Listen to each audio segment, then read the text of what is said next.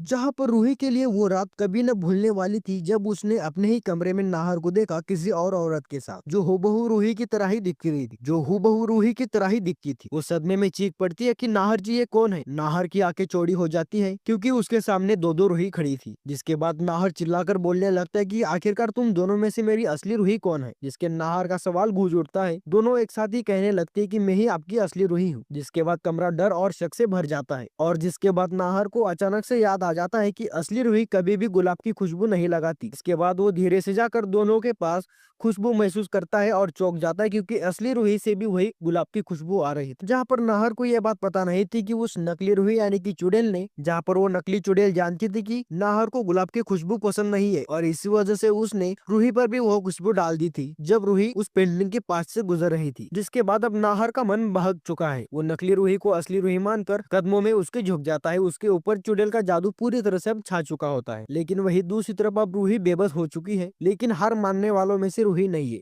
वो उस पेंटिंग के पास लौटती है जहाँ से उसने शुरू किया था। वहाँ से उसे पता चलता है कि ये चुड़ैल की मौत भी एक रहस्यमय थी। जिसके बाद एक अधूरी मोहब्बत, एक टूटा हुआ बदला और वही आत्मा नाहर को अपना बनाना चाहती है। जिसके बाद रूही अपनी आंखों में आंसू लिए कहती कि मैं तुझे अपने नाहर जी को कहीं नहीं ले जाने दूंगी। पर क्या रूही का प्यार उस जादू से लड़ पाएगा या फिर चुड़ैल रूही से जीत जाएगी? देखिए आगे क्या होता है क्योंकि अगला मोड़ सबसे डरावना होने वाला है।